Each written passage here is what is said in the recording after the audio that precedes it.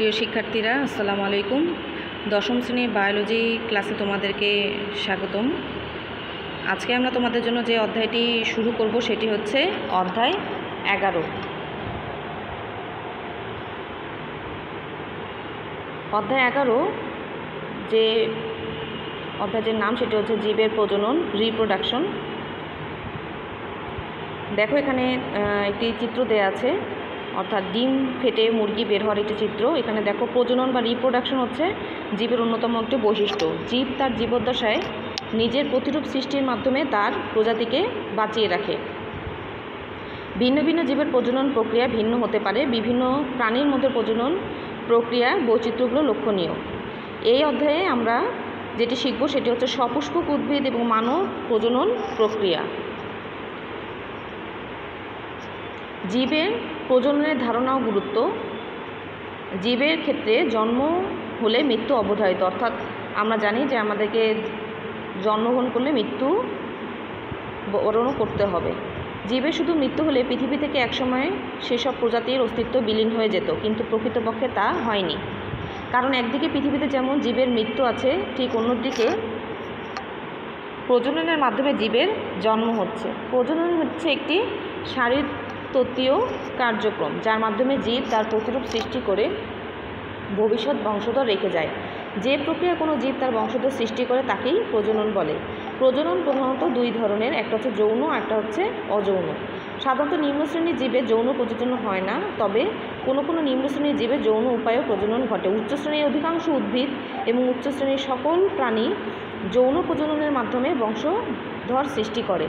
যৌন জননে দুটি বিপরীতধর্মী জননকোষ পরস্পরের সাথে মিলিত হয়। এক্ষেত্রে একটিকে পুংজননকোষ বা শুক্রাণু, অন্যটিকে স্ত্রী জননকোষ বা ডিম্বাণু বলে। এই দুই ধরনের জননকোষ একই ফুলে বা একই দেহে সৃষ্টি হতে পারে। উন্নত উদ্ভিদে এই দুই ধরনের জননকোষ একই দেহে সৃষ্টি হয়। এরা সহবাসী উদ্ভিদ। যখন দু ধরনের জননকোষ আলাদা দেহে সৃষ্টি হয়, তখন সেই উদ্ভিদকে বলা হয় ভিন্নবাসী উদ্ভিদ। জননকোষ সৃষ্টির পূর্বশর্ত হলো জনন মাতৃকোষে অবশ্যই মিয়োসিস পদ্ধতিতে বিভাজিত হতে হবে। তোমরা এর আগে শিখেছো যে কোষ বিভাজনের দুইটা পদ্ধতি রয়েছে, একটা হচ্ছে মাইটোসিস, একটা রয়েছে মিয়োসিস। তাহলে জননকোষ সৃষ্টিতে অবশ্যই মিয়োসিস পদ্ধতিতে কোষ বিভাজন হতে হবে। তোমরা জানো যে এই বিভাজনের ফলে ক্রোমোজোমের সংখ্যা জনন মাতৃকোষের অর্ধেক হয়ে থাকে। আচ্ছা, এই অধ্যায়ের আরেকটি বিষয় হচ্ছে, এখানে আমরা কী কী শিখব। জীবের প্রজননের ধারণা ও গুরুত্ব ব্যাখ্যা করতে পারা, প্রজনন অঙ্গ হিসেবে ফুলের কাজ বর্ণনা করা, সপুষ্পক উদ্ভিদের জীবনচক্রের সাহায্যে উদ্ভিদের যৌন প্রজনন ব্যাখ্যা করতে পারা, প্রাণীর অযৌন ও যৌন প্রজনন ব্যাখ্যা করতে পারা, প্রজনন প্রকৃতি কী হবে সেটা ব্যাখ্যা করতে পারা, বহিস্থ এবং অন্তস্থ নিষেকের পার্থক্য, ব্লক চিত্রের সাহায্যে মানুষের প্রজননের ধাপসমূহ বর্ণনা, প্রজনন কার্যক্রমে হরমোনের ভূমিকা ব্যাখ্যা করতে পারা, মানব ভ্রূণের বিকাশ ব্যাখ্যা করতে পারা, মানবদেহে এইডসের সংক্রমণ কারণ এবং প্রতিকার ব্যাখ্যা করতে পারা, দেহে প্রতিরোধ ব্যবস্থার উপর এইডসের ক্রিয়া ব্যাখ্যা করতে পারা, এইডস প্রতিরোধে পোস্টার লিফলেট অঙ্কন করে সচেতনতা সৃষ্টি করতে পারা, এইডস রোগীর প্রতি সহানুভূতিশীল আচরণ প্রদর্শন করতে পারা। আচ্ছা, এক্ষেত্রে বলা হচ্ছে যে মিয়োসিস পদ্ধতিতে যখন বিভাজন হবে, সেক্ষেত্রে বলছে যে প্রজনন না হলে কী হতো। আসলে আমরা জানি যে এই মিয়োসিস পদ্ধতিতে যদি প্রজনন না হয়, তাহলে যে জননকোষ সৃষ্টির যে পূর্ব শর্ত সেটি কিন্তু পূরণ করা যেত না। যখন পুং স্ত্রী জননকোষ দুটি মিলিত হয়ে জাইগোট সৃষ্টি করে, তাতে ক্রোমোজোমের সংখ্যা বা জনন মাতৃকোষের সংখ্যা সমান হয়ে যায়।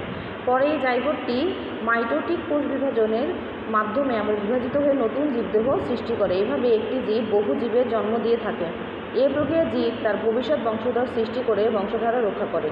প্রজনন না হলে জীবের অস্তিত্ব বিলুপ্ত হয়ে যেত। ব্যাকটেরিয়া থেকে শুরু করে মানুষ পর্যন্ত সকল জীব এভাবে বংশধর সৃষ্টি করে জীবের অস্তিত্ব টিকিয়ে রাখে। তবে কী উপায়ে প্রজনন ঘটবে তা জীবের বৈশিষ্ট্যের উপর নির্ভর করে। এজন্য নিম্নশ্রেণীর জীব কোষ বিভাজনের মাধ্যমে জনন ঘটায়, আর উচ্চশ্রেণীর জীব জটিল প্রক্রিয়ায় যৌন জনন সংঘটিত হয়। যৌন জনন অযৌন জননের তুলনায় জটিল, শ্রমসাধ্য ও সময় সাপেক্ষ প্রক্রিয়া হওয়া সত্ত্বেও যৌন জনন বিবর্তনের ধারায় জীবজগতে নিজের স্থান করে নিয়েছে, কারণ এতে মিয়োসিস বিভাজনের ফলে খুব সহজে কোনো প্রজাতির এক প্রজন্ম অন্য প্রজন্মে অচিন্তনীয় পরিমাণ জিনগত বৈচিত্র্য সৃষ্টি করে। আমরা তৃতীয় অধ্যায়ে দেখেছি এবং দ্বাদশ ও ত্রয়োদশ অধ্যায়ে দেখতে পারবো যে বৈচিত্র্য কোনো প্রজাতিকে প্রতিকূল পরিবেশে টিকিয়ে রাখার জন্য অত্যন্ত সহায়ক। অপরদিকে অযৌন জননে অপত্য জীবগুলো মাতৃকোষে প্রায় হুবহু অনুরূপ হয়, সে কারণে বৈচিত্র্য খুব কম থাকে। তুলনামূলকভাবে সরলতর জীবগুলো যেমন ব্যাকটেরিয়া, প্রোটোজোয়া ইত্যাদি অযৌন প্রজননের মাধ্যমে খুব কম সময়ে কম শক্তি ব্যয়ে অধিক সংখ্যক জীব জন্ম দিতে পারে বলে সেই সব জীবের প্রজননের এই প্রক্রিয়াটি এখনও টিকে আছে। উদ্ভিদের প্রজনন অঙ্গ এখানে বলা আছে। উদ্ভিদের প্রজনন অঙ্গ হচ্ছে ফুল। প্রজননের জন্য রূপান্তরিত বিশেষ ধরনের বিটপ হলো ফুল। তোমরা এই ফুলের সংজ্ঞাটি পড়ে রাখবে, কেননা পরীক্ষায় তোমরা জানো সৃজনশীলের ক নাম্বারে এই ফুল কাকে বলে এই সংজ্ঞাটি আসে। তাহলে আমরা বুঝলাম যে প্রজননের জন্য রূপান্তরিত বিশেষ ধরনের বিটপ বা শুট হচ্ছে ফুল। ফুল উচ্চশ্রেণীর উদ্ভিদের প্রজনন অঙ্গ। আমরা জানি একটি আদর্শ ফুলের 5টি স্তবকের মধ্যে 2টি স্তবক, পুংস্তবক ও স্ত্রীস্তবক প্রজননের জন্য খুব গুরুত্বপূর্ণ। এরা সরাসরি প্রজননে অংশ নেয়। অন্য স্তবকগুলো সরাসরি অংশ না নিলেও প্রজননে গুরুত্বপূর্ণ সহায়তা প্রদান করে। যে ফুলে এই 5টি স্তবকই উপস্থিত থাকে তাকে সম্পূর্ণ ফুল বলে, যেমন জবা, ধুতুরা। এরা যে কোনো একটি স্তবক না থাকলে সে ফুলকে অসম্পূর্ণ ফুল। এই সম্পূর্ণ ফুল এবং অসম্পূর্ণ ফুল এই দুটি সংজ্ঞাও তোমরা পড়ে রাখবে। এবং উদাহরণ আছে, অসম্পূর্ণ ফুল হচ্ছে লাউ এবং কুমড়া। বৃন্তযুক্ত ফুলকে সবৃন্তক যেমন জবা, কুমড়া, এবং বৃন্তহীন ফুলকে অবৃন্তক যেমন হাতিসুর। যখন কোনো ফুলে পুংস্তবক, স্ত্রীস্তবক দুটি উপস্থিত থাকে তাকে উভয়লিঙ্গ ফুল বলে, যেমন জবা, ধুতুরা। পুংস্তবক এবং স্ত্রীস্তবকে যে কোনো একটি অনুপস্থিত থাকলে তাকে একলিঙ্গ ফুল বা একলিঙ্গ ফুল বলে, যেমন লাউ, কুমড়া, এবং দুটি অনুপস্থিত থাকলে তাকে ক্লিপ ফুল বলা হয়। ফুলের আবশ্যীয় অংশগুলোকে রোদ বৃষ্টি থেকে রক্ষা করে। উজ্জ্বল ঝলমলে রঙের দলমণ্ডল যেটা সেটা হচ্ছে পোকামাকড় ও পশু পাখি আকর্ষণ করে এবং পরাগায়নে সহায়তা করে। অনেক সময় ফুলের পাপড়ি কোনো পোকামাকড়কে বসে মধু খেতে সাহায্য করে।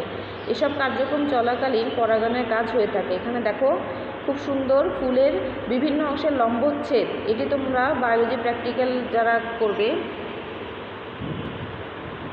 তারা আসলে এটি করবে। এটি তোমাদের প্র্যাকটিক্যাল আছে। ফুলের বিভিন্ন অংশের লম্বচ্ছেদ আমরা জবা ফুল দিয়ে দেখিয়ে থাকি। দেখো এখানে চিত্রে খুব সুন্দর করে বোঝানো আছে। নিচের অংশে পুষ্পাক্ষ, পুষ্পবৃন্ত, এছাড়া আছে বৃত্তাংশ, এবং উপরের দিকে যেটি আছে একটা হচ্ছে স্ত্রীস্তবক আর এটা পুংকেশর। স্ত্রীস্তবকের মধ্যে 3টি অংশ আছে, গর্ভমুণ্ড, গর্ভদণ্ড এবং গর্ভাশয়।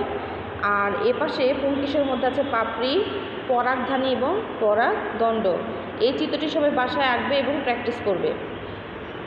আচ্ছা, পুংস্তবক এটি ফুলের 3য় স্তবক এবং অত্যন্ত অত্যাবশ্যকীয় স্তবক। এই স্তবকের প্রতিটি অংশকে পুংকেশর বলা হয়। পুংস্তবকে এক বা একাধিক পুংকেশর থাকতে পারে। প্রতিটি পুংকেশরে 2টি অংশ যেমন পুংদণ্ড, পরাগদণ্ড এবং পরাগধানী বা পরাগথলি থাকে। পুংকেশরের দণ্ডের মতো অংশকে পুংদণ্ড এবং শীর্ষের থলির মতো অংশকে পরাগধানী থলি বলে। পরাগধানী এবং পুংদণ্ড সংযোগকারী অংশকে যোজনী বলে। পরাগধানীর মধ্যে পরাগ উৎপন্ন হয়। এই পরাগরেণু অঙ্কুরিত হয়ে পরাগনালী গঠন করে। এই পরাগনালিকায় পুংজননকোষ উৎপন্ন হয়। পুংজননকোষ সরাসরি জনন কাজে অংশগ্রহণ করে। কখনও পুংস্তবকের পুংদণ্ডগুলো পরস্পরের সাথে সংযুক্ত হতে পারে, আবার পরাগথলিগুলো কখনও পরস্পরের সাথে যুক্ত থাকে। পরাগদণ্ড একগুচ্ছ থাকলে তাকে একগুচ্ছ যেমন জবা, 2 গুচ্ছ থাকলে 2 গুচ্ছ যেমন মটর, বহুগুচ্ছ থাকলে বহুগুচ্ছ পুংস্তবক বলা হয়, যেমন শিমুল। যখন পরাগধানী একগুচ্ছ থাকে তখন তাকে যুক্তধ্বনি বা সিমজেনেসিস। মুক্ত অবস্থায় পুংকেশর দলমণ্ডলের সাথে যুক্ত থাকলে তাকে দললগ্ন পুংস্তবক বলে, যেমন ধুতুরা। পুংকেশরের বিভিন্ন প্রকার সজ্জা একগুচ্ছ, দ্বিগুচ্ছ, বহুগুচ্ছ, যুক্তধানী এবং দললগ্ন। এখানে মোট 5টি প্রকার দেওয়া আছে, ক থেকে ম পর্যন্ত। সবাই চিত্রগুলো বাসায় প্র্যাকটিস করবে। স্ত্রীস্তবক বা গর্ভকেশরের অবস্থান ফুলটির কেন্দ্রে। এটি ফুলের একটি অত্যাবশ্যকীয় স্তবক। স্ত্রীস্তবক এক বা একাধিক গর্ভপত্র নিয়ে গঠিত হতে পারে। একটি গর্ভপত্রের 3টি অংশ, গর্ভাশয়, গর্ভদণ্ড এবং গর্ভমুণ্ড। যখন কতগুলো গর্ভপত্র নিয়ে একটি স্তবক গঠিত হয় এবং এরা সম্পূর্ণভাবে পরস্পরের সাথে যুক্ত থাকে তখন তাকে যুক্ত গর্ভপত্রী, আর আলাদা থাকলে তাকে বিযুক্ত গর্ভপত্রী বলে। গর্ভাশয়ের ভিতরে এক বা একাধিক ডিম্বক বিশেষ নিয়মে সজ্জিত থাকে। এইসব ডিম্বকের মধ্যে স্ত্রী প্রজনন কোষ বা ডিম্বাণু সৃষ্টি হয়। এই ডিম্বাণুই পুংস্তবকের মতো সরাসরি জননকোষে অংশগ্রহণ করে।